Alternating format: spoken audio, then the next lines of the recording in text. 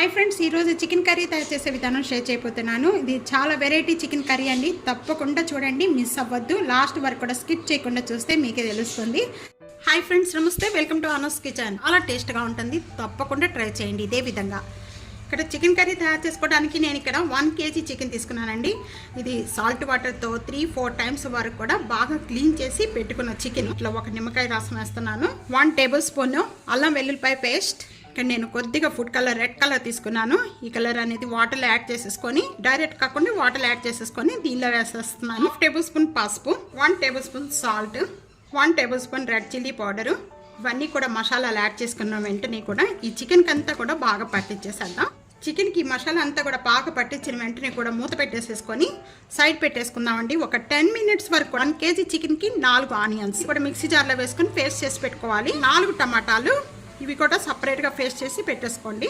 ఈ సైజ్ అంతా కావాలి అనుకుంటే ఈ ప్లేస్లో మీరు వెండి కొబ్బరి కూడా తీసుకోవచ్చు. 1 టేబుల్ స్పూన్ జీడిపప్పు, టేబుల్ స్పూన్ వాటర్ మిలియన్. ఈ 3 కూడా కలిపేసేసి మిక్సీ జార్లో వాటర్ యాడ్ చేసుకొని కొద్దిగా పేస్ట్గా చేసుకొని మసాలాలు ఈ విధంగా తయారు చేసేసుకొని సైడ్ పెట్టేసుకోండి.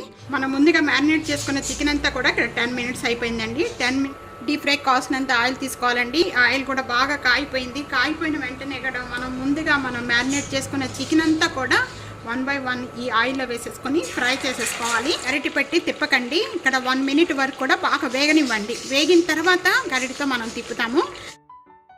ఈ విధంగా హై ఫ్లేమ్లో పెట్టి ఒక 5 మినిట్స్ వరకు కూడా ఈ విధంగా వేయించేసుకుంటే చాలండి. బాగా వేయించుకోని అవసరం లేదు.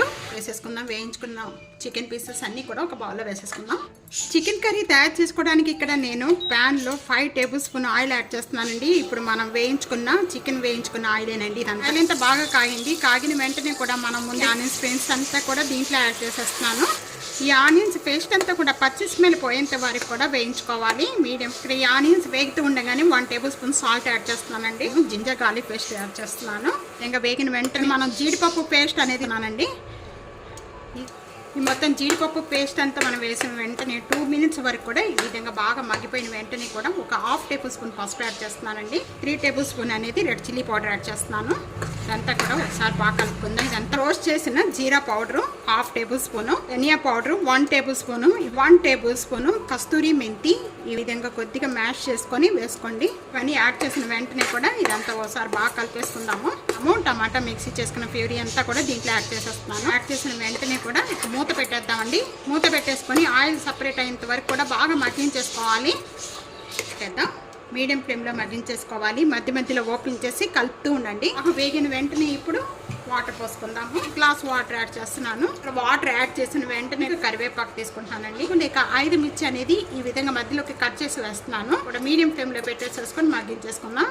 పెట్టేసేసుకొని ఒక 5 మినిట్స్ వరకు కూడా మగ్గించేసుకోవాలి. అంతా కూడా కర్రీకి అనేది సపరేట్ అయిపోయింది. ఈ విధంగా సపరేట్ అయిపోయేంత వరకు కూడా మగ్గించుకోవాలండి.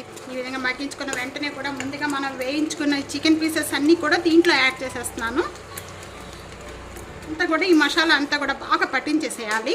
ఈ విధంగా ఒక 15 లేక 10 మినిట్స్ వరకు కూడా ఈ విధంగా మగ్గించేసుకోవాలి. మీడియం ఫ్లేమ్లో పెట్టి మధ్య మధ్యలో కూడా కొద్దిగా కలుపుతూ ఉండండి. ఇక్కడ 10 మినిట్స్ అయిపోయిన వెంటనే ఇప్పుడు ఓపెన్ చేద్దామండి.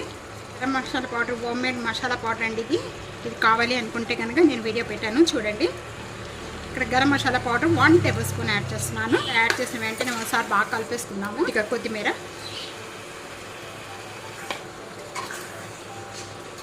ఇంకా సర్వింగ్ ప్లేట్లో తీసేసుకుందాం. తప్పకుండా ఇదే విధంగా ట్రై చేసి మీకు ఎలా ఉందనేది కామెంట్స్లో తెలియజేయండి. సబ్స్క్రైబ్ చేయడం మర్చిపోద్దు. ఫ్యామిలీతో, ఫ్రెండ్స్తో వీడియోని షేర్ చేస్తూ, వీడియోని లైక్ చేస్తూ ఉండండి. Thank you for watching.